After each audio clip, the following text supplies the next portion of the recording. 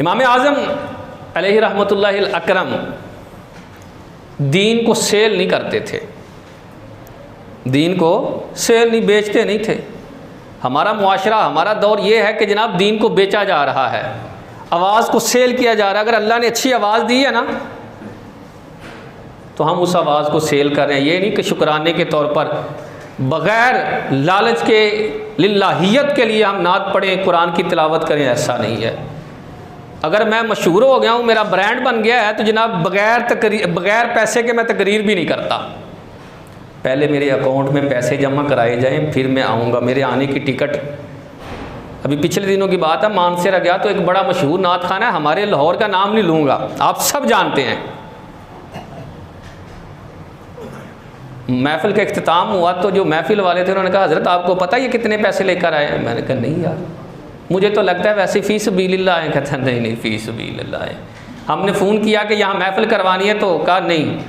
हमने फिर इसरार किया तो कहा जी फ़ीस अदा कर देंगे? कहा जी कर देंगे। कहा जी कितनी फ़ीस है? कहा 1 लाख रुपया।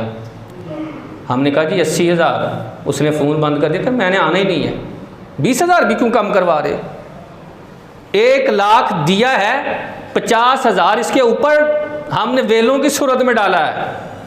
तब थोड़ी सी इसके चेहरे पे मुस्कुराहट आई है। यार ये बताएं, ये दीन को सेल करना नहीं है, दीन को बेच नहीं रहे, क्या कर रहे हैं? ऐसे कितने मुकर्रर हैं जो पहले ही पैसे ले लेते हैं? मुबल्लिग कितने हैं, मुकर्रर कितने हैं जो पहले पैसे डिमांड करते हैं, दें सर। और हम भी बड़े खुश हैं।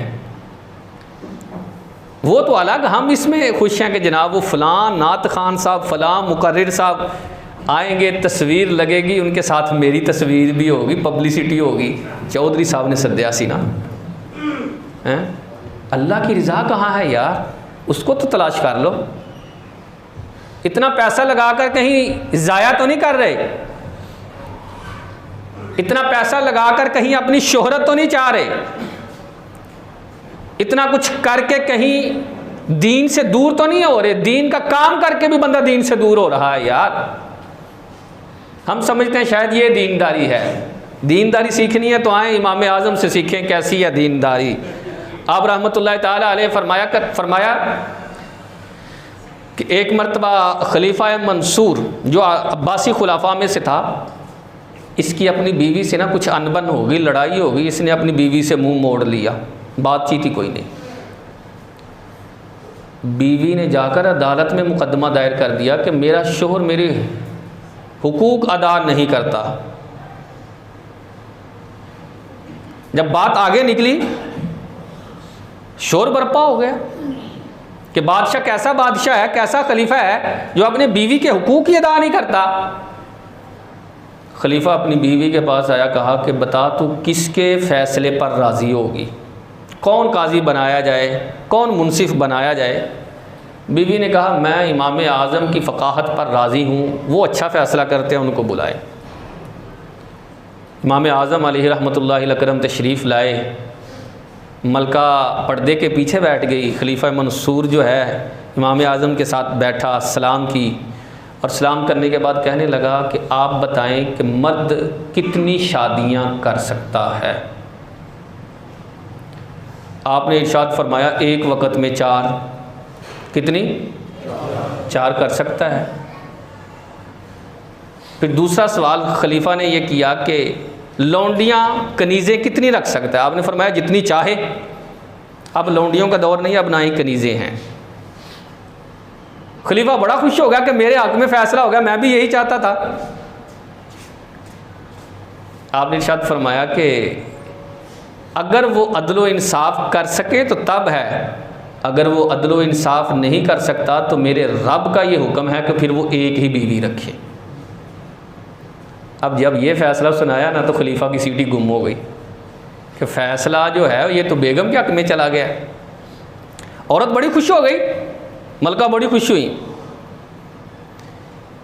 इमाम आज़म ये फ़ैसला फरमाकर घर चले गए। मलका ने अपने खादिम को बुलाया, 5 थैलियाँ दी जिसके अंदर जवाहिर भी थे, हीरे, और हर थैली के अंदर 10,000 दिरहम यानी 50,000 दिरहम ये करोड़ों की अमाउंट बनती है। फिर एक खूबसूरत कनीज़, एक सबसे बेहतरीन लिबास, और उस वक़्त की सवारी घोड़ा थी, सबसे बेहतरीन मिस्री घोड़ा देकर कहा जाकर इमाम आज़म को तोहफ़ा पेश करके आओ। जब इतनी बड़ी अमाउंट, इतने तहाइफ आए ना, इमाम आज़म अलैहि रहमतुल्लाहि अलैहि ने पता क्या इरशाद फरमाया? इरशाद फरमाया, जो मैंने वहाँ मसला बताया है वो महज अल्लाह की रज़ा के लिए बताया है, इसके अंदर दौलत का कोई चक्कर नहीं है। सुन लो, मेरी दौलत मेरा दीन है और आमिना का लाल है। मुझे दुनिया की दौलत नहीं चाहिए। और अल्लाह खैर करे कोई साढ़े वर्गा मौलवी हुंदा तो असी तो पहली जेब ते नज़र होंदी है कि जनाब फ़लाँ मसूफ साहिब कैसे हैं। अमीर पीर साहब हों तो वो अमीर मुरीदों को जैसा प्रोटोकॉल देते हैं, क्या गरीबों को भी ऐसा प्रोटोकॉल मिलता है?